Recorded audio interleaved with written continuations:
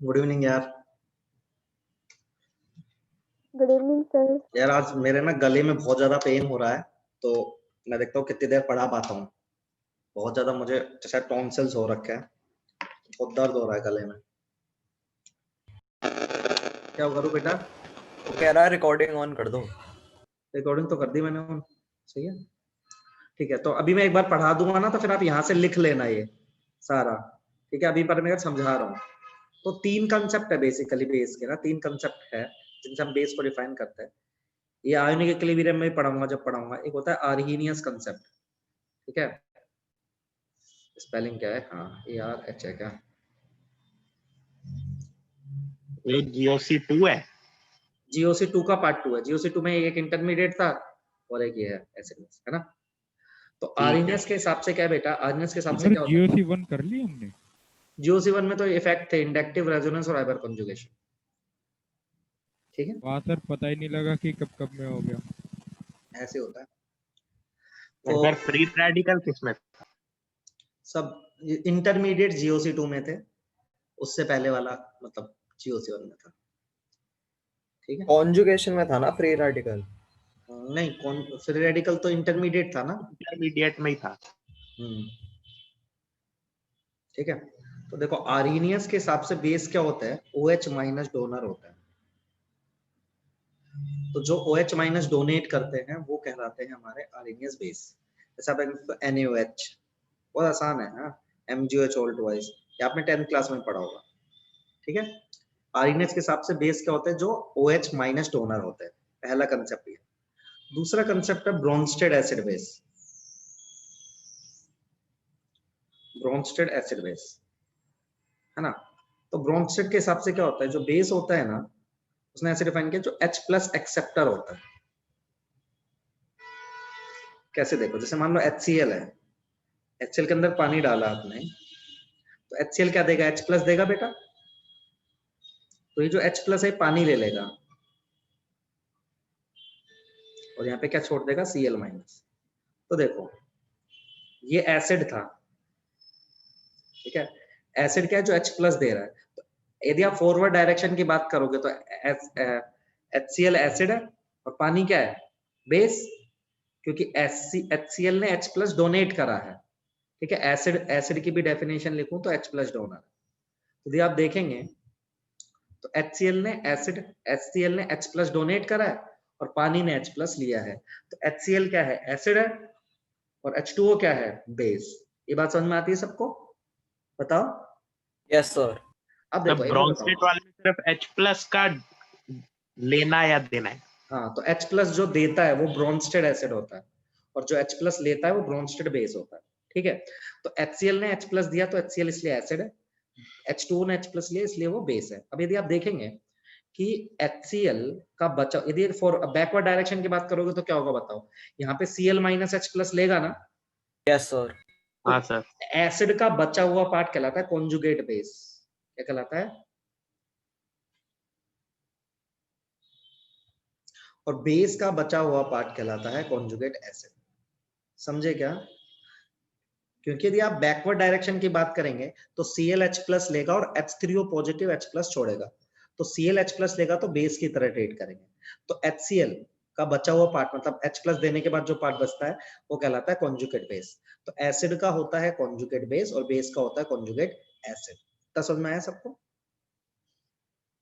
बताओ। Yes sir. Yes sir. अच्छा एक बात याद रखनी है, एसिड और उसके कॉन्जुगेट बेस में सिर्फ और सिर्फ डिफरेंस रहेगा वो 1H+ का रहेगा। मैं एग्जांपल देता हूं, जैसे मान लो H2SO4 है, HSO4 है, SO4 2 नेगेटिव है ना। तो यदि मैं इसको 1 2 3 करूं तो देखो 1 और 2 आपस में कॉन्जुगेट एसिड बेस है, एक H+ का आंसर है ना बेटा। Yes sir. 1 और 3 भी आपस में क्या है, कॉन्जुगेट एसिड बेस। लेकिन सॉरी 1 3 नहीं, 2 3। हाँ 2 3, तो ये भी कॉन्जुगेट एसिड बेस है, ये भी कॉन्जुगेट एसिड बेस है। लेकिन यदि आप बात करेंगे उससे 1 और 3 की, तो ये आपस में कॉन्जुगेट एसिड बेस नहीं है, क्योंकि कितने H+ का अंतर आ रहा है बेटा, 2 का। दो। समझे क्या, तो एक H+ का अंतर ही कॉन्जुगेट एसिड बेस डिफाइन करता है। सबको इस बात समझ में आई कि नहीं आई, बताओ हाँ या ना।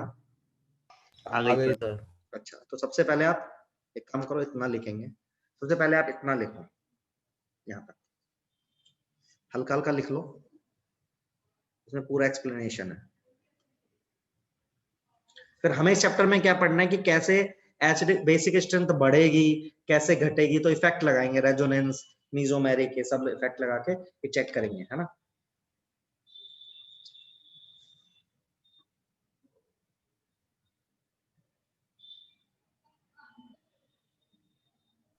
सर हम्म, सर D8 कंप्लीट लिखना है ना पूरा?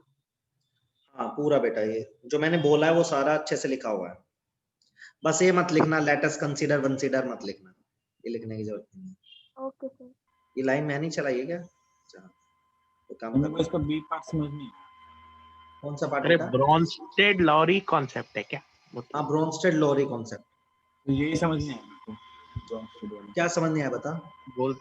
तू कहना क्या चाह रहा है एक तरह से बेटा कहना ये जा रहा है कि जैसे मान ले तेरी रिएक्शन थी, इस रिएक्शन में तू HCl देख रहा है, हाँ सर। ठीक है, H प्लस छोड़ रहा है ना ये, हाँ H प्लस डोनेट करने वाला हुआ एसिड, ठीक बात है बेटा? हाँ एसिड होता है H plus donor, H plus acceptor मतलब H2O है, वो H प्लस ले रहा है, हाँ तो H प्लस एक्सेप्टर होता है बेस। तो ब्रोंस्टेड के हिसाब से H प्लस डोनर एसिड है, H प्लस एक्सेप्टर बेस है। क्लियर? अब एसिड का बचा हुआ पार्ट, यदि तू इसको फॉरवर्ड देख रहा है तो ये है, बैकवर्ड देखा तो Cl माइनस बेस नहीं होगा क्या? देख, उल्टा सोच रिएक्शन को, तो Cl माइनस क्या लेगा? H प्लस लेगा ना? बोल बेटा। हाँ तो Cl माइनस बेस है, एसिड है, तो एसिड कॉन्जुगेट बेस, बेस का होता है कॉन्जुगेट एसिड, और कॉन्जुगेट एसिड बेस में सिर्फ और सिर्फ एक H प्लस का डिफरेंस होता है। ठीक है? Okay sir. तेरा पेपर कैसे गया थर्मोडायनेमिक्स का? ठीक है सर, उतना टफ नहीं आया स्कूल में, क्या? उतनी थर्मो नहीं है, इतनी सोच के बैठा था मैं।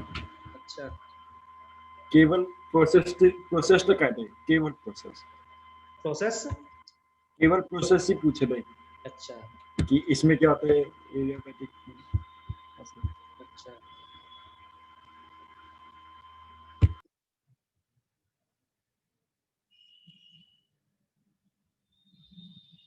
सर एक बार अपनी वाली स्लाइड दिखा दो।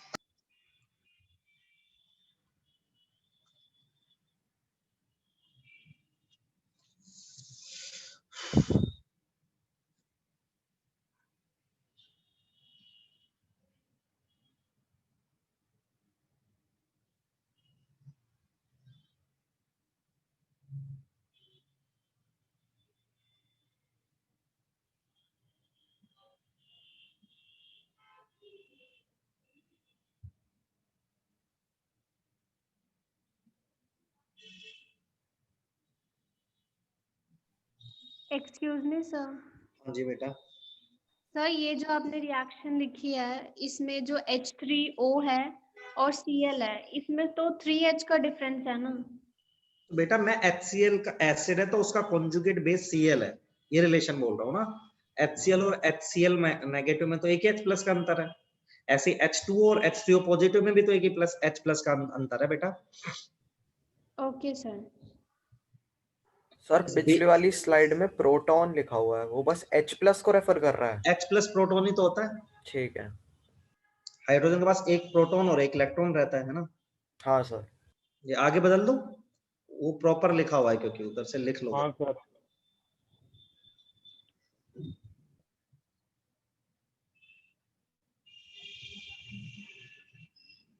अब ना जनरली इनऑर्गेनिक केमिस्ट्री में ये डी मतलब आर्गेनस एसिड बेस और ब्रोंस्टेड एसिड बेस ये कंसेप्ट यूज किया जाता है, लेकिन ऑर्गेनिक केमिस्ट्री में जो प्राइमरीली कंसेप्ट यूज करते हैं अपन करते हैं लुईस, जो मैं अभी तीसरा पढ़ाऊंगा। क्यों सर, इन दो में क्या कमी थी? क्योंकि जनरली मैं बताता हूँ, जनरली अभी बता रहा हूँ, एक सेकंड रुक जा तभी स्टार्ट करूंगा। एक बार ये इतना लिख लो आप, बता रहा हूँ फिर क्या है। लिख लिया। लिख लिया? नीचे वाला लीड वाला D9 नहीं लिखना, D7 D8 ही लिखना। लिख लिया। अब देखो यार, जनरली ना ऑर्गेनिक केमिस्ट्री में जो कंसेप्ट यूज किया जाता है वो किया जाता है Lewis acid and Lewis base. मतलब बेस जनरली लुईस बेस पहले पढ़ा रहे हैं, तो याद रखना लोन पेयर डोनर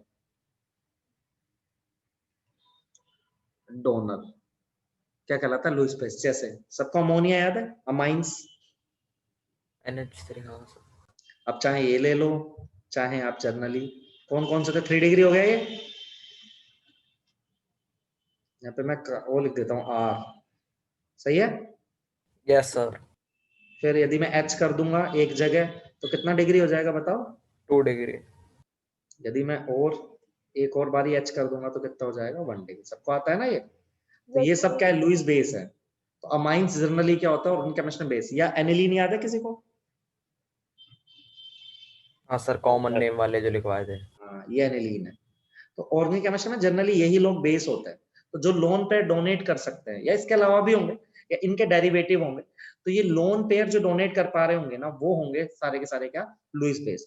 और जनरली ऑर्गेनिक केमिस्ट्री में नाइट्रोजन ही बेस की तरह काम करता है और नाइट्रोजन पे लोन पेयर होता है ना, समझ रहे हो। लुईस एसिड क्या होता है, lone pair acceptor, lone pair acceptor. अच्छा याद है किसी को, मैंने आपको पढ़ाया होगा हाइपोवेलेंट कंपाउंड्स होते हैं, जैसे मान लो BCl3 है, क्या इसका ऑक्टेट कंप्लीट है क्या बोरोन का, बताओ। अरे बोरोन ने तो नहीं। 3 ही बॉन्ड बनाए ना भाई, कितने इलेक्ट्रॉन इसके पास, 6 इलेक्ट्रॉन है, तो ये 2 इलेक्ट्रॉन और खा सकता है ना। आप पर एक वेकेंट है और हाँ, तो ये क्या है, लुईस एसिड, जैसे AlCl3। तो सर जनरली इनका PF3 एक नाम और होता है हाइपोवेलेंट, मतलब 8 से कम इलेक्ट्रॉन जिनके सेल में रहते हैं उनको अपन हाइपोवेलेंट भी बोलते हैं ना। तो BCl3 हो गया, AlCl3 हो गया, समझे क्या नहीं समझे सर। PF3 है। PF3 भी है बिल्कुल। अच्छा PF3 कैसे है, देखो इसने सही सवाल पूछा। PF3 का यदि आप स्ट्रक्चर ड्रॉ करोगे तो PF3 के पास तो टोटल 8 इलेक्ट्रॉन है, सही है। लेकिन फॉस्फोरस के पास क्या है, वैकेंट डी ऑर्बिटल है कि नहीं है। अरे फॉस्फोरस का तो वैकेंट डी ऑर्बिटल होगी कि नहीं होगी, बताओ। देखो हाइपोवेलेंट है और इसके या हो सकता है वैकेंट डी ऑर्बिटल वाला। वैकेंट डी ऑर्बिटल समझ रहे हो कि नहीं समझ रहे हो, थर्ड पीरियड का एलिमेंट है ना बेटा। हाँ सर हाँ। थर्ड पीरियड के पास तो, थर्ड पीरियड के लोग अपनी, एक बात बताओ, फॉस्फोरस क्या PCl5 बनाता है, बनाता है। क्यों बनाता है, क्यों बना डी पाता ऑर्बिट है, भरने क्योंकि का। अपनी वैलेंसी को एक्सपेंड कर सकता है, क्योंकि उसका सर फिर वो तो एल्यूमिनियम और क्लोरीन भी है थर्ड पीरियड के। हाँ तो बेटा ये हाइपोवेलेंट है, लेकिन मैं कह रहा हूँ 2 तरह के लोग लुईस एसिड होंगे, या तो होंगे उनके पास 8 इलेक्ट्रॉन कंप्लीट नहीं हो रहे होंगे, या उनके पास क्या होगी, vacant d orbital. Clear. Yes sir. No sir. क्या नहीं क्लियर, बता बेटा। सर एक ही पीरियड के दो अलग अलग कैसे। बेटा यार यहाँ AlCl3 के पास, बेटा तू हाइब्रिडाइजेशन निकाल के देख लेना, Al के पास लोन पेयर नहीं है बेटा, TF3 का हाइब्रिडाइजेशन निकालेगा। तुझे याद है मैंने तुझे टाइप निकालना सिखाया था। हाँ सर।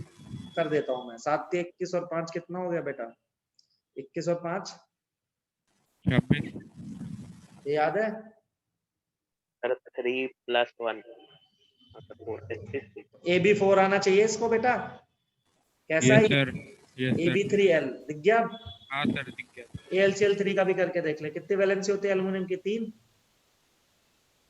7 21 24 ही आएगा बेटा, 8 24 ही आया, 3 आया ना बेटा, तो लोन पेयर नहीं है ना एल्युमिनियम के पास, तो ये नो हाइपोवैलेंट सर। है, तो ये हाइपोवैलेंट है, सही है। Yes sir.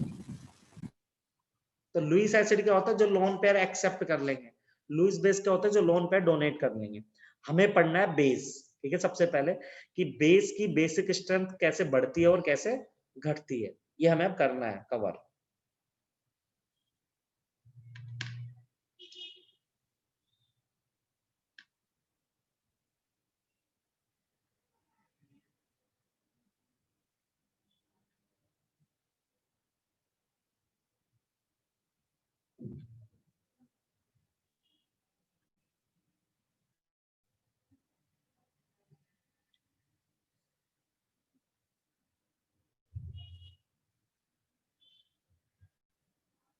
सर अगर ये 3 डिग्री एन वाले में आर की जगह एक और एन लगा दें, वो 3 डिग्री एन ही लगेगा।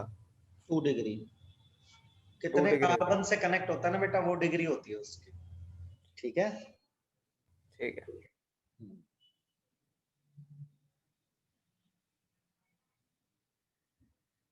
सर ये वाला नोट करने। हाँ बेटा ये नोट कर ले, उससे अच्छा लिख दिया मैंने क्यों।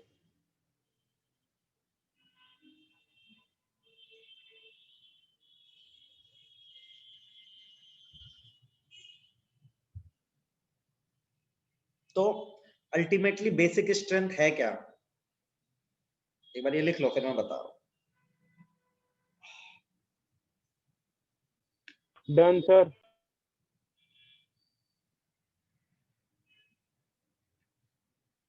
सबका हो गया। नो सर अभी थोड़ा रह रहा है।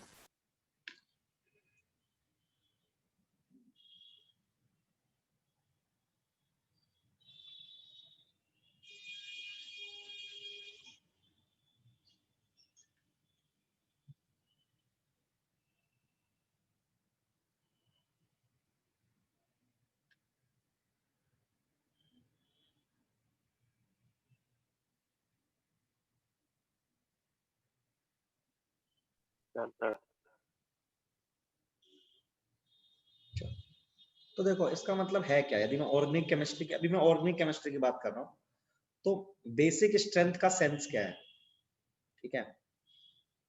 हाँ, तो बेसिक स्ट्रेंथ का बेसिसिटी या बेसिक स्ट्रेंथ एक ही बात है, ठीक है। यहाँ पे बेसिक स्ट्रेंथ या बेसिसिटी मतलब कितना स्ट्रॉन्ग है, ठीक है। तो बेसिक स्ट्रेंथ का मतलब क्या है बेटा, ability to donate the lone pair, सही है। बताओ, तो जो जितनी आसानी से लोन पेयर डोनेट करेगा वो उतना अच्छा बेस होगा कि नहीं होगा, बताओ। अरे बोलो। Yes sir. अच्छा, तो मैं एक बात बताओ, यदि मैं ग्रुप्स की बात करूं, तो यदि कहीं पे लोन पेयर है और वो लोन पेयर रेजोनेंस में आ गया, रेजोनेंस का मतलब क्या है कि वो कैसा हो गया, डी लोकलाइज हो गया। डी लोकलाइज, लोकलाइज का मतलब फैल गया वो। लोन पेयर कैसा हो गया, लोन पेयर क्या हो गया, डी लोकलाइज, ऐसे लिखता हूं। बात करूं, if lone pair will delocalize, delocalize का मतलब समझ रहे हो क्या बेटा आप? Yes sir. स्पेलिंग देख लेना यार, मैं समझ नहीं आ रही क्या होगा डीलोकलाइज, क्या होगी बताना कोई। ठीक है सर, आ जाएगा हमें। हाँ देख लेना, अब लिख ही नहीं जाएगा, है ना। मतलब जैसे मान लो कहीं पे ऐसा नाइट्रोजन है, सोचो ये नाइट्रोजन है ना। मैं जैसे एग्जांपल देता हूँ आपको, फिर मैं और भी अच्छे से बताऊंगा, ठीक है। जैसे मान लो एक ये मेरे पास क्वेश्चन है, यहाँ पे लोन पेयर है, सब लोग समझो, है ना। और एक मेरे पास ये क्वेश्चन है, सेम क्वेश्चन ले रहा हूँ, लेकिन यहाँ पे मैंने रेजोनेंस डाल दिया। बताओ अब किसमें कॉन्जुगेशन है, सबको पता है। Yes sir. इसमें तो लोन पेयर है, जहां पे वहीं रहेगा, लेकिन इसमें तो लोन पेयर क्या करेगा, रेजोनेट करेगा कि नहीं करेगा। करेगा। तो कौन अच्छा बेस हो जाएगा फिर, पहला। बिल्कुल। तो बेसिक स्ट्रेंथ क्या हो जाएगी, सब लोग याद रखेंगे, कहीं पे भी लोन पेयर का डीलोकलाइजेशन रहेगा तो बेसिक स्ट्रेंथ क्या होगी बेटा, डिक्रीज होगी। क्लियर है सबको, पहला रूल क्लियर है। Yes sir. क्यों सर, एक बार दोबारा बता दो बेटा एक बात बता, लोन पेयर ही तो डोनेट करना है, तो लोन पेयर तू किसी एक्स बंदे को डोनेट करोगे, बंदा बैठा एक्स, इसको लोन पेयर डोनेट करना है, तो कौन आसानी से करेगा, ए या बी, सोच।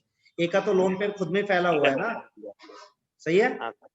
अच्छा दूसरी बात, यदि मान लो हमारे पास कहीं लोन पेयर वाले ग्रुप है और कोई कॉन्जुगेटेड सिस्टम है, उसमें कोई ग्रुप्स लगे मतलब उसको बोलते हैं सब्स्टिट्यूशन, मतलब हमारे कोई ग्रुप लगे हुए हैं, तो हमारे पास कॉन्जुगेटेड सिस्टम में जहां पे लोन पे देना है, तो कौन कौन से ग्रुप, यदि मैं प्लस एम ग्रुप लगाएंगे तो क्या होगा, प्लस एम का मतलब क्या, इलेक्ट्रॉन देने की टेंडेंसी बढ़ गई ना।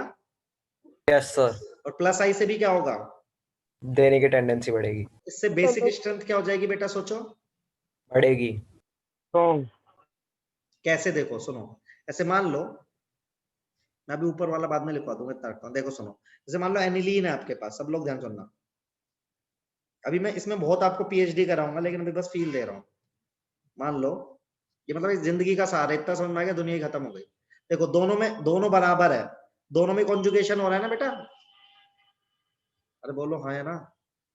हाँ सर। हाँ सर। अब मान लो कि इसमें मैं एक ग्रुप लगा दूं, यहाँ पे पैरा पे, कौन सा ग्रुप लगा दूं, OCH3, कैसा ग्रुप लगा दिया, OCH3। तो OCH3 कैसा ग्रुप है बेटा, प्लस एम है ना।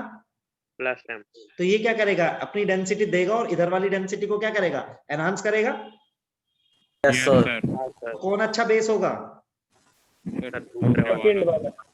दोनों में देखो, दोनों में नाइट्रोजन का लोन पेयर रेजोनेंस में जाएगा, लेकिन यहाँ पे प्लस एम ग्रुप हो रहा है, तो थोड़ा पुश मार देगा इलेक्ट्रॉन को ऊपर की तरफ। क्लियर है सबको। Yes sir. तो यदि कोई कॉन्जुगेटेड सिस्टम है तो उसमें प्लस एम और प्लस आई क्या करेंगे, हमारी बेसिक स्ट्रेंथ को क्या करेंगे बेटा, इंक्रीज करेंगे।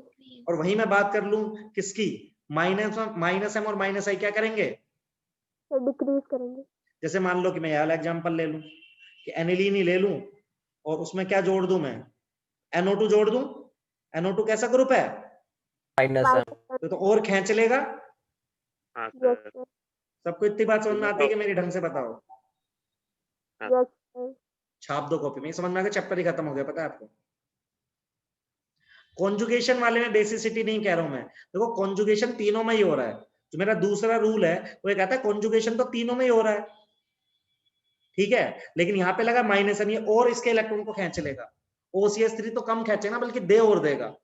तो कहां पे आसानी होगी लोन पेयर देने में, जाहिर सी बात है OCH3 में, तो प्लस एम और प्लस आई इंक्रीज करेंगे, माइनस एम और माइनस आई क्या करेंगे, इनको चेक डिक्रीज। करने का ऑर्डर भी यही है कि पहले रेजोनेंस चेक करेंगे एग्जैक्टली पूरी जिंदगी भर अब तेरा ऑर्डर यही है, रेजोनेंस मतलब मेसोमेरिक, हाइपर कॉन्जुगेशन, इंडक्टिव, ठीक है। फिर इसमें भी हाइपर कॉन्जुगेशन वगैरह चेक कर सकते हैं? नहीं, हाइपर कॉन्जुगेशन नहीं चेक। सर एक एक बार केस है, ऊपर करना, क्या ऊपर कर दो सर, क्या कर दूं, ऊपर ऊपर।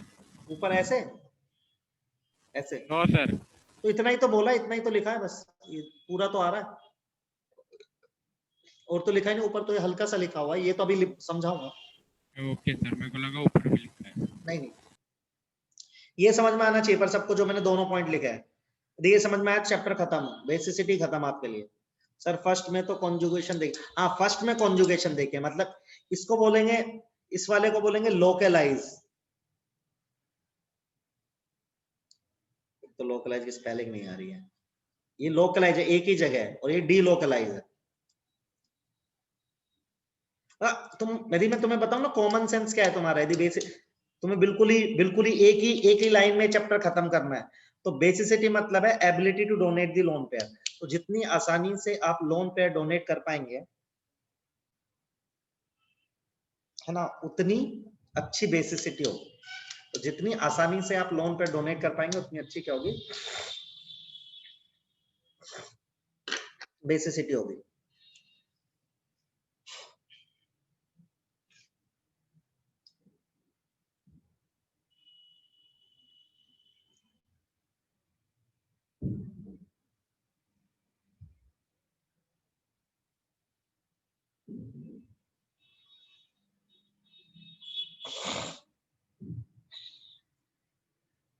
सर ये जो ऊपर वाला एग्जांपल है व्हाइट कलर में, हाँ, इसमें साइन उल्टा नहीं होना चाहिए?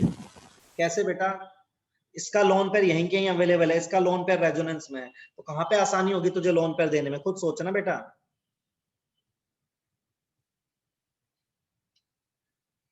नहीं समझा? सर ये वाला जो कार्बन है वो भी तो इलेक्ट्रॉन शेयर करेगा, फिर एक ही तो इलेक्ट्रॉन जाएगा ना इसमें से।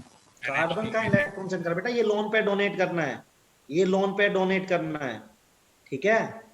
अब किसमें आसानी से लोन पेयर डोनेट करेगा, जहां पे सेकंड माने तो लोन पेयर फैला हुआ है बेटा। Yes sir. वही तो कह रहा हूं, सर एक लोन पेयर जाएगा ना, मतलब एक इलेक्ट्रॉन एक ही तो लोन पेयर है बेटा, एक ही लोन पेयर है ना। सर एक इलेक्ट्रॉन जाएगा ना लोन पेयर में से, दूसरा तो कार्बन देगा। नहीं बेटा, एक नहीं, लोन पेयर मतलब दोनों जाएंगे। Okay sir. बेटा मेरा सेकंड पॉइंट है, एनिलीन है, ऑलरेडी कॉन्जुगेटेड सिस्टम है, एनिलीन है, कॉन्जुगेटेड सिस्टम है, एनिलीन बनाते ही मतलब क्या है, नाइट्रोजन का लोन पेयर बेंजीन के साथ रेजोनेंस करेगा ही करेगा, सही बात है। अब मैं देख रहा हूँ उसमें कौन कौन से ग्रुप लगे, सब्स्टिट्यूशन, ऐसे एक बार NO2 लगा है, एक OCH लगा, तो जितना प्लस है, प्लस एम क्या करेगा, अपने इलेक्ट्रॉन डोनेट करेगा, तो डेंसिटी बढ़ाएगा, सही है।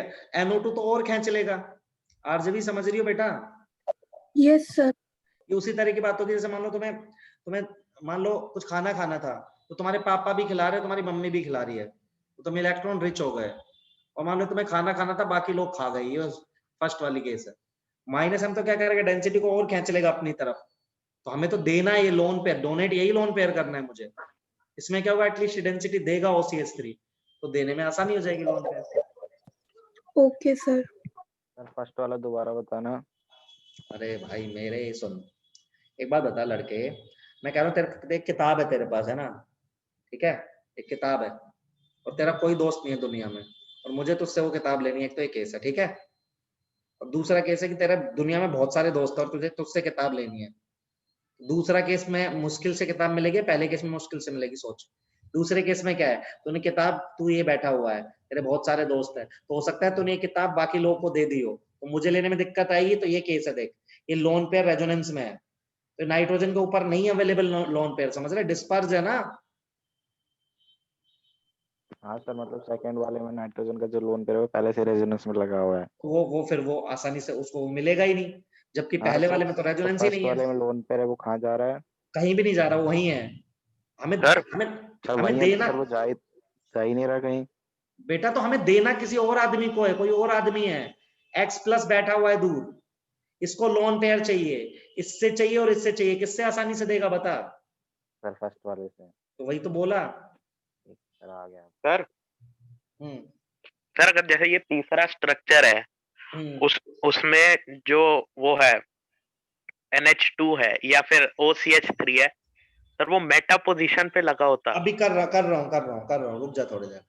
मेटा और तो पैरा सब पे लगाऊंगा, थोड़ी देर वेट कर ले, है ना। अभी जस्ट मैंने फील दिया हल्का सा, अभी मैं पूरा पढ़ाऊंगा, ठीक है? ठीक है भाई? हाँ सर हाँ। हाँ अभी पढ़ा रहा हूँ, ठीक है? अब आगे बढ़ूं, इतना ये बहुत बेसिक है, ठीक है? अच्छा अब पीरियोडिक टेबल की बात करो। अलोंग दी पीरियड बताओ, बेसिसिटी बढ़नी चाहिए घटनी चाहिए? खुद सोचो। इलेक्ट्रोनेगेटिविटी एक फंडा याद है सबको? Sir Yes, घटनी sir. चाहिए। जब आप अलोंग दी पीरियड ऐसे जाओगे तो अपने लोन पेयर को अपने पास खींचने की टेंडेंसी ज्यादा नहीं हो जाएगी? Yes sir. अरे देखो यार, नाइट्रोजन में ऑक्सीजन है, किसका लोन पेयर अच्छे से अट्रैक्टेड है, नाइट्रोजन का ऑक्सीजन का? ऑक्सीजन। क्योंकि अलोंग दी पीरियड जाने पे साइज भी छोटा होता है, पता होगा आपको, है ना? Yes, sir. तो देखो बेसिसिटी डिक्रीज हो रही है, कोई दिक्कत किसी को? नहीं सर। अच्छा अब डाउन द ग्रुप की बात करते हैं। जैसे मान लो फ्लोरीन माइनस है, क्लोरीन माइनस है, ब्रोमीन माइनस है, आयोडीन माइनस है, इनमें सबसे अच्छा बेस कौन सा होगा, ये देखना है हमें, है ना? तो एक बताओ, जब जैसे जैसे नीचे जाएंगे वैसे वैसे साइज बढ़ता जाएगा? Yes, sir. साइज बढ़ता जाएगा तो नेगेटिव चार्ज या लोन पेयर क्या हो जाएगा, फैल जाएगा? Yes sir. खुद सोचो, एक एटम है जो छोटा सा है, एक एटम है जो छोटा सा है, उस पे लोन पेयर रखा हुआ है, एक एटम बड़ा सा है, उस पे लोन पेयर फैला हुआ है, कहां से आसानी से देने में, कहां पे आसानी होगी देने में इलेक्ट्रॉन? बड़े वाले में। फैलने वाले में कैसे हो जाएगी बेटा? फैलने वाले में तो दिक्कत आएगी, चार्ज कंसंट्रेटेड रहेगा, फैला हुआ रहेगा, किसमें देने में आसानी है, खुद बताया? फैला हुआ मतलब डिस्ट्रीब्यूटेड है या डिस्ट्रीब्यूटेड, दूर डिस्ट्रीब्यूटेड है? है बेटा, पूरे अच्छा, सरफेस पे डिस्ट्रीब्यूटेड है। डिस्ट्रीब्यूटेड है ना। हाँ फिर तो पहले में होएगी। पहले में होएगी ना, सही है? तो हाँ, basic strength decrease along the period, ठीक है? इन्होंने अच्छा रीजन भी दिया है कि इलेक्ट्रोनेगेटिविटी क्या है, basically decreases along the period because electron negativity, ये गलत लिख दिया इन्होंने यहाँ पे, ये मत लिखना, ये गलत छपा है। सही लिखा है, यही तो लिखा है सर, अलोंग द पीरियड है। अलोंग द पीरियड तो बढ़ेगी ना, क्योंकि इलेक्ट्रोनेगेटिविटी बढ़ पीरियड जाती छोड़ना है। है, मैं तो ग्रुप, अच्छा अच्छा फिर सही है, मैं वो ग्रुप वाला सोच रहा था। ये पीरियड्स का है, ग्रुप का नहीं। सही है, हाँ वो मैं गलत पढ़ लिया था। क्लियर है सबको? सर वैसे वो डाउन द ग्रुप वाले में वो आई वाला सबसे ज्यादा होगा। आई वाला सबसे घटिया होगा ना बेटा, आई माइनस स्टेबल नहीं हो जाएगा?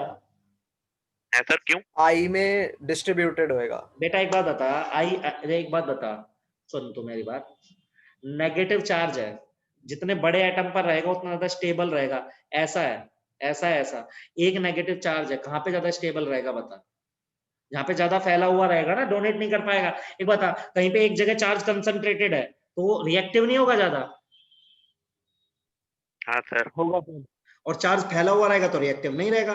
तो जितना ज्यादा फैला है, मतलब आई माइनस में उतना ज्यादा फैला हुआ है, तो जितना साइज बढ़ेगा उतना बेसिसिटी डिक्रीज हो जाएगी। यदि आप बात करेंगे मुझसे स्टेबिलिटी की, किसकी बात करेंगे? स्टेबिलिटी की, तो मैं बोलूंगा यार आई माइनस ज्यादा स्टेबल है, फिर बी आर माइनस है। बढ़ता है तो मतलब लोन पेयर देने की टेंडेंसी इंक्रीज नहीं होनी चाहिए सर? डिक्रीज होगी ना, क्योंकि लोन पे डिस्पर्स हो जाएगा, ये तो समझ। तुझे लोन पे डोनेट, तुझे एक्स प्लस बैठा हुआ है, एक जगह लोन पे है, एक जगह रखा हुआ कंसंट्रेटेड, एक जगह फैला हुआ, कहां पे आसानी रहेगी इसको अट्रैक्ट करने में, इसको या इसको? जहाँ पे कॉन्सेंट्रेटेड है। कंसंट्रेटेड है ना बेटा, वही तो बता रहा हूं,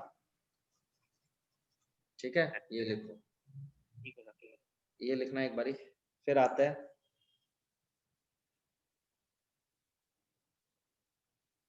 वैसे ये वाली चीज काम आएगी नहीं इस चैप्टर में, ठीक है? बहुत रेयर ही काम आएगी।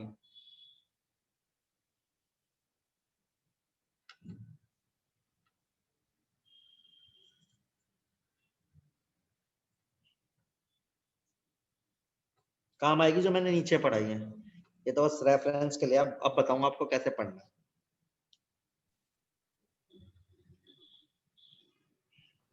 Done sir. डन?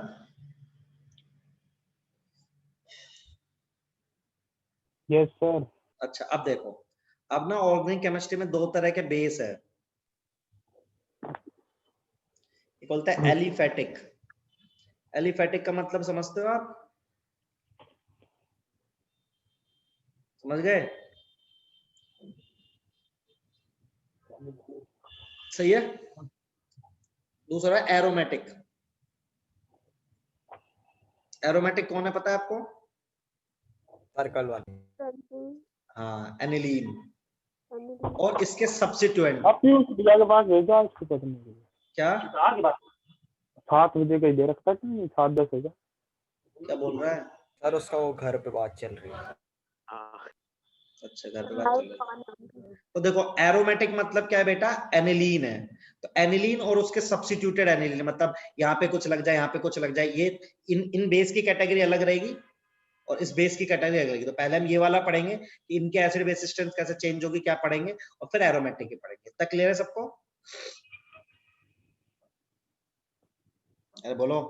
सर इतना Yes. लिखो। ये भी लिखो, फिर मैं पढ़ा रहा हूँ आगे। अब इसको पढ़ाऊंगा।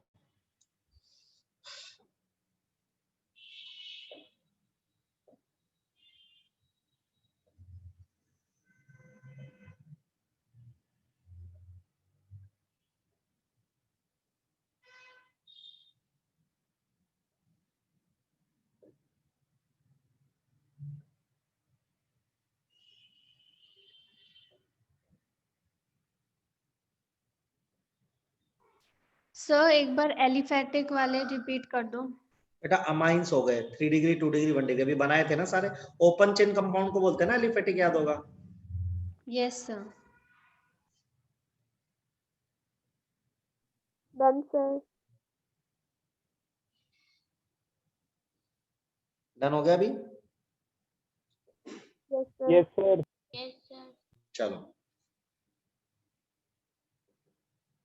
अब सबसे पहले पढ़ रहे हैं अपन एलिफेटिक बेस। देखो बेटा, 3 रूल है। आप यदि 3 डिग्री की बात करें, पहला रूल ले रहा हूं, ठीक है?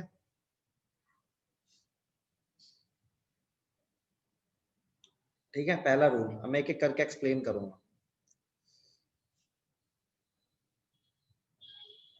प्रीति क्या बोल रही है बेटा? सच्ची मेरे से बात कर रही है? है प्रीति?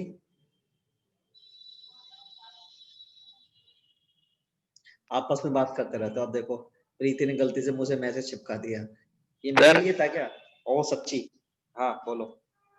सर एक बार मेरे को ये दोबारा समझा दो कि ग्रुप में क्यों डिक्रीज होती है, मतलब अभी along समझाएंगे, the- छोड़ दो उसको अभी, पहले इसको देख। ठीक है, तो देखो सबसे पहले रूल नंबर 1। जैसे मान लो 3 डिग्री अमाइन है। 3 डिग्री अमाइन का मतलब कैसा है? जैसे यहाँ पे मान लो CH3 जुड़ा हुआ है, सब लोग ध्यान से देखना। ये 3 डिग्री हो गया, ये 2 डिग्री हो गया,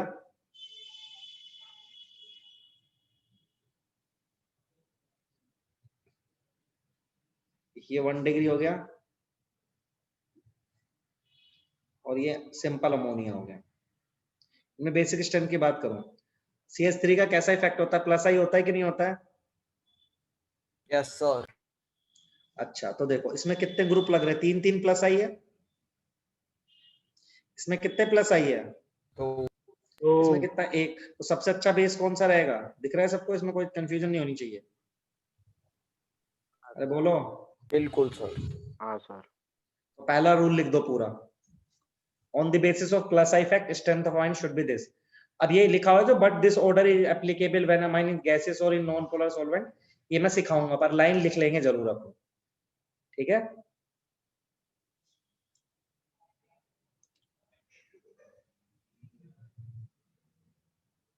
पहला रूल लिखेंगे सब लोग।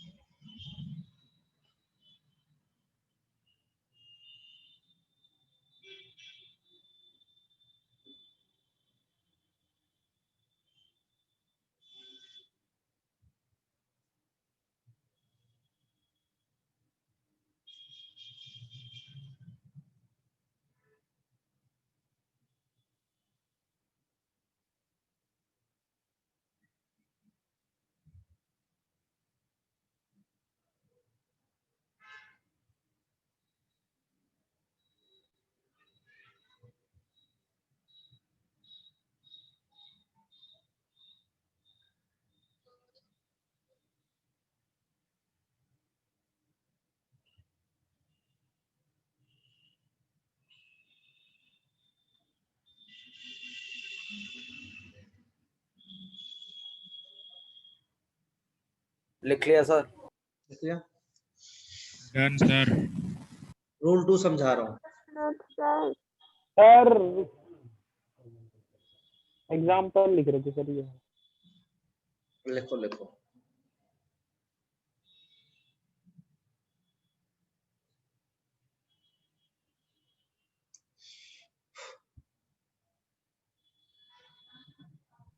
Done sir.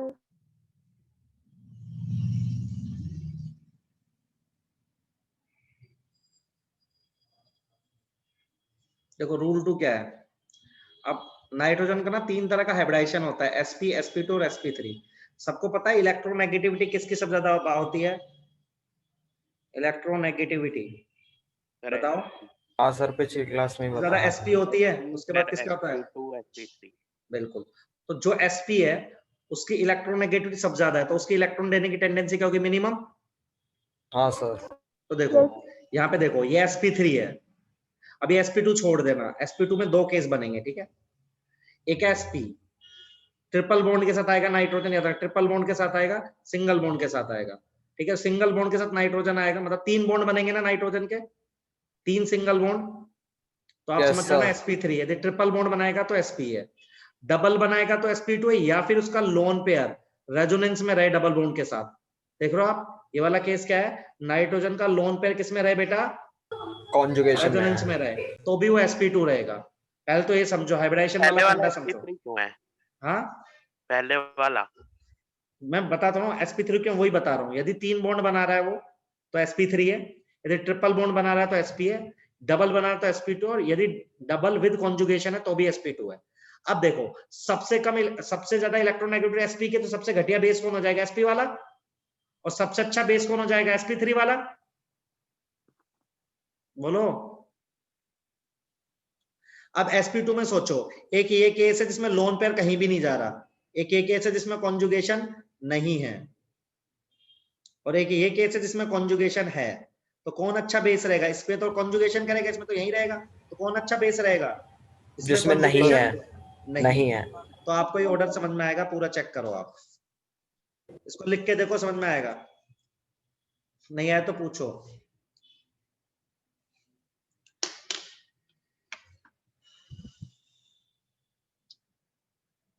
बेटा लिख के देखो, नहीं सुना तो पूछो। हाइब्रिडाइजेशन निकाल कैसे रहे इसके माइन की? हाइब्रिडेशन निकालना नहीं, याद करना है। यदि नाइट्रोजन 3 बॉन्ड बनाएगा तो sp3, ट्रिपल बनाएगा तो sp, डबल बनाएगा तो sp2। कॉन्जुगेशन, यदि नाइट्रोजन का लोन पेयर कॉन्जुगेशन है डबल बॉन्ड के साथ, अच्छा ये तो रटना है, मतलब ये आपने ये समझाया रटना है। नहीं हाँ क्यों? रटना है, निकाल नहीं सकते आप, इतना बड़ा मॉलिक्यूल है, निकाल नहीं सकते आप। ठीक है। अच्छा कर रहा हूँ, वो मुझे लगा आप आपस में बात करो, मैं बंद कर दी थी चैट। नहीं सर, वो उसने मुझसे ही पूछा था, मैंने उसने कहा था कि सॉरी काम चलेगा। कहाँ गई वो लड़की? मैंने सॉरी लड़की, मुझे पता नहीं था।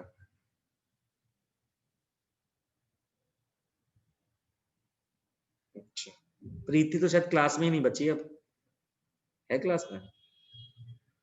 नहीं चली गई हो, इसलिए नाराज हो गई। नाराज हो गई है यार। मुझे क्या पता था यार, मुझे लगा आपस में बात कर रहे हो, तो मैंने चैट बंद कर दी। यार मुझे बता के करा करो ना कि सर हम आपस में बात कर रहे हैं, तो मैं अवेयर रहता, उसमें फिर मैं कुछ नहीं बोलता। अगली बार से बता दिया करेंगे। हाँ बता दिया करो, कोई दिक्कत नहीं, क्लास तो आपकी है। क्लास कब तक है? अभी तो यार बेटा सही लग रहा है। ये दूसरा समझ में आ गया कि सबको पहले बताओ, ये बहुत इंपॉर्टेंट चल रही है चीजें, ये आईआईटी और नीट का बहुत इंपॉर्टेंट सेक्शन चल रहा है भाई लोग। आ गया सर। ये काम अभी देखना है कैसे काम आता है पूरी तरीके से, रुक जाओ। ठीक है? थोड़ी देर और पढ़ाऊंगा, अभी गले में दर्द हुआ नहीं, अच्छे से थोड़ा थोड़ा हो रहा है, मतलब एकदम तेज हो जाएगा तो बंद करूंगा। यशवंत क्या समझ नहीं आया बता मुझे। यशवंत पहले तो तुझे ये पता है भाई, सुन हाँ ये सर पता है ये पता है। नाइट्रोजन यदि 3 बॉन्ड बनाएगा, 3 सिंगल बॉन्ड, तो रहेगा वो sp वाला, समझ में आई बात? sp3 वाला, सॉरी यार उल्टा लिख दिया फिर से। यदि नाइट्रोजन बनाएगा, नाइट्रोजन 3 सिंगल बॉन्ड, तो sp3 रहेगा वो, ठीक है बेटा? यदि ट्रिपल बॉन्ड बनाएगा तो कैसा रहेगा वो sp। तो sp वाले की इलेक्ट्रोनेगेटिविटी ज्यादा है, तो उसकी लोन पेयर देने की टेंडेंसी क्या हो जाएगी, कम। हाँ सर। तो सबसे घटिया बेस होगा sp वाला और सबसे अच्छा बेस होगा sp3 वाला। हाँ सर। अब sp2 में दो केस है, यदि तू पहला केस लेगा तो उसमें ऐसे देख डायरेक्ट, तो लोन पेयर रेजोनेंस में नहीं है। दूसरा केस लेगा तो लोन पेयर रेजोनेंस में, देख दिख रहा है। तो फर्स्ट वाला ज्यादा बढ़िया हो जाएगा। तो वही करा है देख मैंने। नहीं सर, ये जो 3 सिंगल बॉन्ड होंगे तो सर इसका sp2 नहीं होगा n-1 वाले फॉर्मूला से। नहीं बेटा, अलग चीज है, लोन पेयर भी है ना उसके पास बेटा, वो छोड़ दे, वो वाली टेक्निक नहीं लगानी ना, इसलिए अलग याद करने की टेक्निक बता रहा हूँ। सर ये वो sp2 कार्बन में चलती है, वो कार्बन में चलती है बेटा। अच्छा ठीक है सर। हाँ हाँ, सर ये sp2 में जो लिखा है लोकलाइज और डीलोकलाइज, सर ये बताना। लोकलाइज मतलब वही है जहां पे होना चाहिए उसको, डीलोकलाइज मतलब रेजोनेट कर रहा है, देख सही है। Okay sir. आगे बढ़ू, यस सर। बढ़िया। तीसरा रूल क्या है देखो,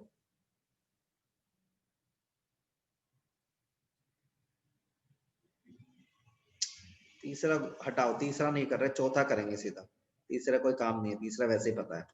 देखो ये इंपॉर्टेंट है यार। तो देखो एक है साइक्लिक अमीन, देखो एक है साइक्लिक, है क्या साइक्लिक, इसमें देखो इसमें क्या नाइट्रोजन ऐसे और तीनों जो तीन निकले हुए इससे, जो तीन निकले हुए बंधे हुए एक जगह पे, बंधे हुए हैं और ये खुले हुए हैं। अब लोन पेयर डोनेट करना है, तो लोन पेयर इसको भी डोनेट करना है, इसको भी डोनेट कर रहा है, तो एक होता है स्टेरिक हिंड्रेंस।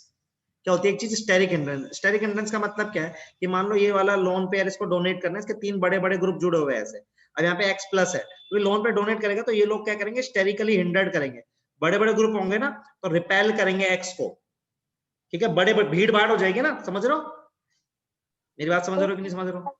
तो जो साइक्लिक अमाइंस रहेंगे ना अच्छे बेस रहते हैं as compared to acyclic amines, समझे, क्योंकि स्टेरिक मतलब भीड़ भाड़ ज्यादा होती है, तो भीड़ भाड़ होने की वजह से लोन पेयर देना थोड़ा मुश्किल हो जाता है। यहाँ पे कोई और फैक्टर नहीं है, यहाँ पे जो फैक्टर है केमिस्ट्री में इसको बोलते हैं स्टेरिक हिंड्रेंस,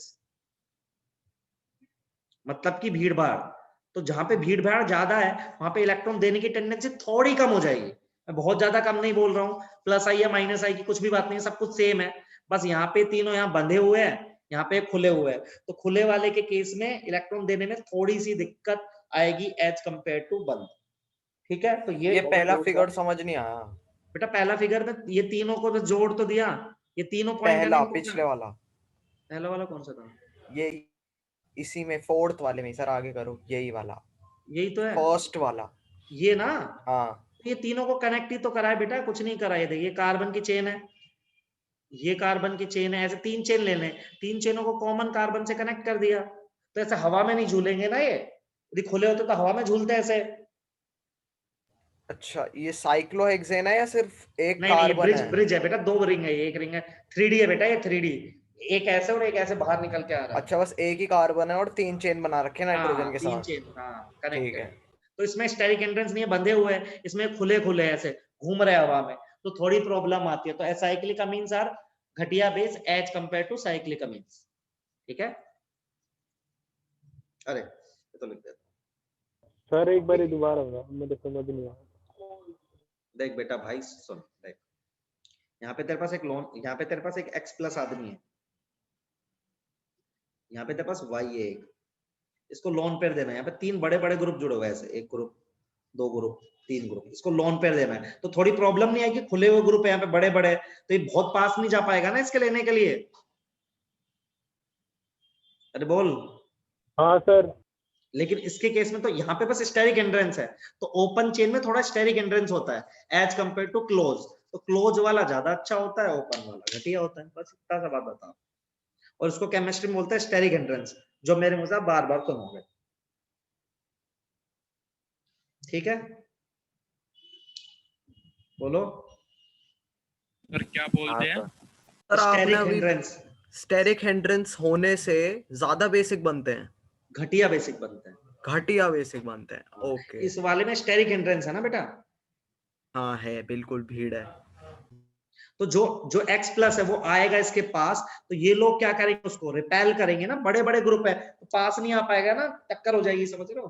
एक बंधा हुआ है, ये हवा में ऐसे घूम रहे हैं, ठीक है, इसको बोलते हैं केमिकल काइनेटिक्स। आगे जाके ये एक रिएक्शन का ओरिएंटेशन भी देखते हैं अपन की, रिएक्शन की रेट आगे डिफाइन करेंगे, अपने 12th में चैप्टर भी है, उसमें अपन स्टेरिक हिंड्रेंस को भी एक पैरामीटर मानते हैं।